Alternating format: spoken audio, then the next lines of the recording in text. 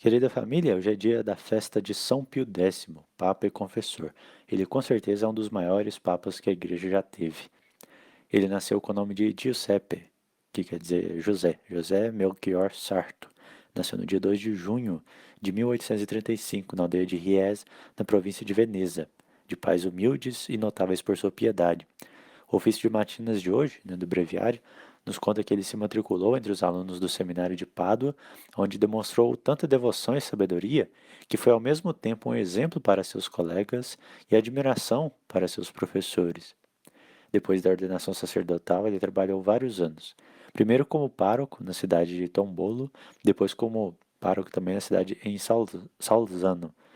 Ele se dedicava a seus deveres com um fluxo tão constante de caridade e zelo sacerdotal, e era tão distinto pela santidade de sua vida, que o bispo de Treviso nomeou cônego da catedral e o fez chanceler da cúria do bispo, bem como diretor espiritual do seminário diocesano. Seu desempenho nessas funções foi tão notável e impressionou tão profundamente o Papa Leão XIII que ele convocou para que fosse sagrado bispo de Mantua. Assim que ele recebeu essa carta, ele escreveu uma contestação, enviando-la para Roma as razões pelas quais ele não poderia ser escolhido como bispo. E o Papa Leão XIII respondeu com uma única palavra: obedeça. Ele foi obedeceu e foi sagrado bispo. Né? No primeiro ano dele como bispo, apenas um padre foi ordenado. A diocese estava acabando mesmo, mais ou menos como hoje, na maioria das dioceses. Mas nos anos seguintes, ele empreendeu vários esforços e 150 padres foram ordenados. Certa vez, um padre estava com pouco cuidado para sua paróquia. Né? Ele estava meio desleixado, não ia atender mais confissão antes da missa, porque é um costume nas igrejas, onde tem a missa tradicional, que o padre atenda a missa antes da missa, atenda a confissão antes da missa.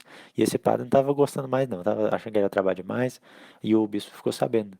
Então, certa vez esse padre chegou, né, como sempre atrasado, lá para ouvir confissões, já quase na hora da missa, e viu que já tinha uma fila grande, mas que já tinha alguém atendendo confissões.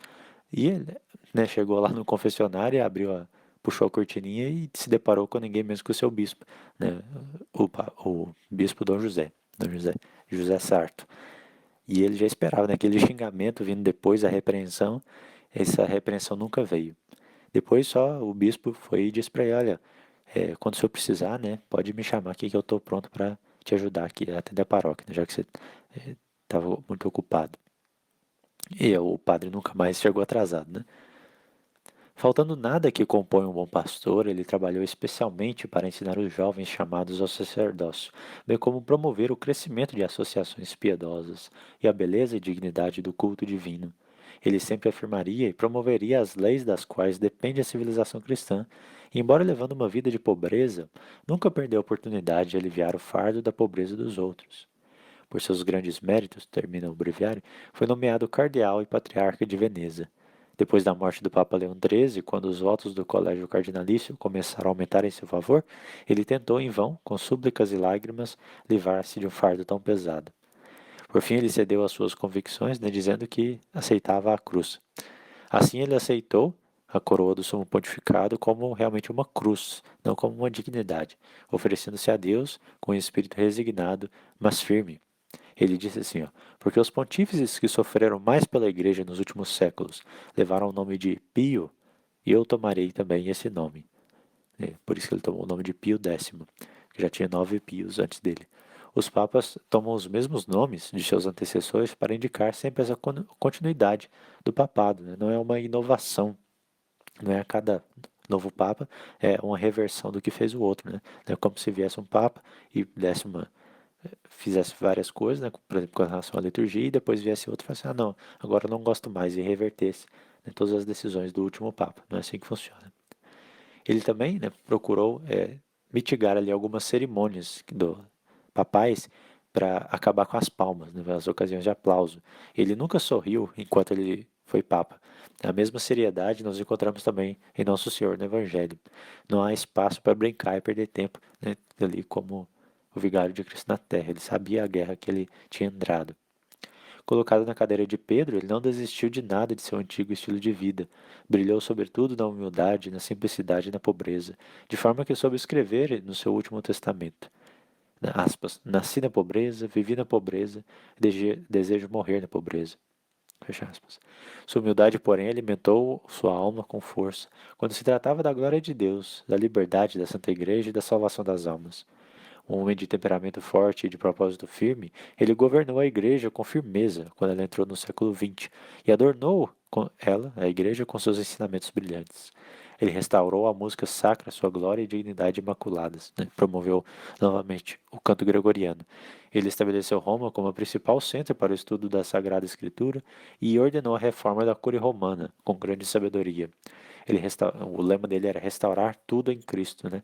Instaurare omnia in Cristo, que é o moto de São Paulo também, que escreveu na carta. Ele restaurou as leis relativas aos fiéis para a instrução do catecismo, publicou seu próprio catecismo, baseado no catecismo romano, mas de uma forma para os leigos. Introduziu o costume de uma recepção mais frequente e mesmo cotidiana da Sagrada Eucaristia, bem como permitiu a recepção pelas crianças assim que chegassem à idade da razão. Isso deu porque chegou ao conhecimento dele a história da pequena Nélia do Santo Deus, que morreu com apenas 4 anos, mas já tinha consciência e uma profunda reverência para com a Santíssima Eucaristia. A idade era de 12 anos e depois passou para 7. Essa idade ainda vale até hoje, né? Quem tiver uma criança que já tem a idade da razão, pode pedir ao padre, ao seu pároco, que dê a comunhão, né, para a criança. O breviário ainda continua. São Pio X promoveu zelosamente o crescimento da ação católica, providenciou uma boa educação para os clérigos e aumentou o número de seminários em suas diversas regiões. Encorajou cada sacerdote na prática da vida interior. Ele reformou o breviário para abreviar um pouco, né, a questão das orações, para que o padre pudesse fazer com mais atenção. Ele reuniu as leis da igreja em um só corpo, né, fez os primeiros esboços do Código de Direito Canônico, o primeiro Código de Direito Canônico, porque antes as leis eram esparsas. Ele condenou e supriu os erros mais perniciosos, conhecidos coletivamente como modernismo. Ele suprimiu o costume do veto civil na eleição do Papa também. Finalmente exausto em seus labores e vencido pela dor na guerra europeia que havia acabado de começar, ele passou para sua recompensa celestial, no dia 20 de agosto de 1914. Famoso em todo o mundo pela sua fama de santidade e de milagres, o Papa Pio XII, com a aprovação de todo o mundo, incluiu entre os santos, né, canonizou São Pio X. Ele financiou o projeto também da Igreja de São José no Vaticano, por São José Guanella, a partir de 1909. Até apontou para ele o território, né, onde deveria ser construída essa igreja, e também ajudou financeiramente. E reconheceu a Pia União de São José, também conhecida como Pia União do Trânsito de São José, no dia 12 de fevereiro de 1914, quase já na época da sua morte. E a igreja colocou sua festa neste dia, 3 de setembro, porque é o dia em que o Papa São Gregório Magno foi eleito para o pontificado também. São Gregório Magno também foi um dos maiores papas que a igreja já teve. E dia 15, é claro, não tinha como, né, que foi o dia que começou a doença dele, festa da Assunção. Desde aquela época, o modernismo já estava impregnado nas vísceras da igreja, como essas palavras são as palavras do próprio Pio X. E hoje é impossível não se imergir nessa doutrina. Pensar que vamos nos livrar dela sem estudar é uma presunção muito grande. Todos os padres sérios dizem que nós devemos não só rezar, mas é necessário, é imprescindível também estudar a doutrina da igreja. Hoje não tem como, né, não se contaminar com essa doutrina, né, do modernismo, esses erros, nessas heresias. São Pio X disse que o modernismo é a síntese, é a reunião, né, de todas as heresias.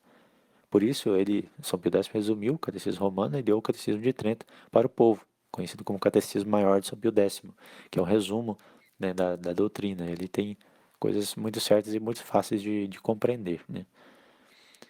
Tem a história também de um padre. Esse padre, ele estava sob as ordens, sob a diocese lá do cardeal Sarto, que era o Papa Pio X, né? Antes de se tornar Papa. E ele levou, né? Tinha um jovem lá que ficava muito com esse Papa. O cardeal gostava bastante dele, fumava com ele, né? Ficava conversando. Fumar não é pecado, não. Mas aí esse padre ficou muito bravo, né? Assim, porque ele levava os violinistas, né? Levava muita gente lá para ajudar no culto divino, na igreja, na missa. E sempre eles ficavam conversando com o cardeal, né? Desviava a finalidade para que eles foram levados pela igreja. E esse padre ele ficou muito bravo. pegou um papel e começou a escrever. E todo mundo ouvia o barulho da pena, né? Ou da caneta, sei lá com que ele escrevia, até do outro lado do quarto, que era muito forte, mas ele com muita raiva mesmo. Acabou, ele enrolou essa carta e entregou lá, jogou debaixo da porta do cardeal, né? E depois saiu e esse mesmo padre disse que ele nem sabia o que ele tinha acabado de fazer. Ou seja, ele se arrependeu do que ele fez, né? Com certeza falou palavras muito duras. Aí, passado muito tempo, esse padre, né, queria fundar uma comunidade, né, queria que fosse de direito pontifício. Então foi até o Papa lá em Roma, mas antes ele queria se confessar. Então, nos vários confessionários, vários padres que tem lá, ele foi, entrou e foi confessando. Mas a cada pecado que ele falava, o padre, né, o confessor, queria dar ali um conselho para ele. E ele ouvia aquilo, olhava para o relógio, falava mais um pecado, olhava para o relógio, olhava para o relógio, falava, eu vou me atrasar para a audiência com o Papa. E saiu correndo, né, não esperou a absolvição. Aí ele chegou lá na Câmara Papal, bateu, né, e deixaram ele entrar, enfim, ele entrou. E a primeira coisa que ele viu foi o Papa Pio X, e o Papa disse assim para ele, primeira coisa, você devia ter esperado pela absolvição. Ou seja, ele estava bilocando, né? Ou então teve uma visão, alguma coisa assim. Mas ele estava lá no confessionário, né? E chegou antes dessa pessoa, desse padre. E isso já mostra a santidade dele também, né? O milagre que Deus fez. Ele falou, da próxima vez, espere pela absolvição. Aí ele aprovou, né? E deu também muitos bens, né? Fundou as coisas, as concessões que esse padre queria para a sua comunidade. Mas no final ele ainda abriu seu breviário, São Pio X, tirou a carta, né, que esse padre havia escrito e mostrou para ele. Você lembra disso? Muito obrigado. Até um papa precisa de humildade. E nós vemos aqui, né, São Pio X com a coroa, com a tiara papal, com a capa, né, com os paramentos bonitos, né, usando todas as coisas. A humildade não é andar de chinelo, né? A pobreza não santifica ninguém. Algumas pessoas encontram nisso uma forma de amar mais a Deus, como foi São Francisco de Assis, como foi o próprio Papa São Pio X, né? Mas a humildade é andar na verdade. É andar na verdade. Então, se a pessoa tem essa dignidade, por exemplo, de um rei, como foi ontem de Santo Estevão, né, ele tinha que usar as vestes dignas disso. Mas muitos reis, o que eles faziam? Por dentro, aí usavam um cilício, uma veste que incomodava. Assim também, né, as rainhas, as princesas que são santas, usavam as vestes dignas, né, porque a humildade era na verdade, então é verdade que elas eram rainhas, mas por dentro se mortificavam. É um símbolo para nós também, né? Muitas vezes a gente quer primeiro começar pelo externo, e às vezes até ajuda, né? Por exemplo, com a questão da modéstia, mas isso deve vir do interior. Não é o que entra pela boca que contamina o ser humano, mas aquilo que sai do seu coração. Que nós possamos ter isso sempre em mente e praticar sempre essa a devoção, principalmente a Nossa Senhora, né? Porque uma vez perguntaram para São Pio X, por que a gente tem que se devote a Nossa Senhora? Aí ele respondeu simplesmente assim, olha, para que sejamos dignos das promessas de Cristo. Basicamente isso. Em nome do Pai, do Filho e do Espírito Santo. Amém.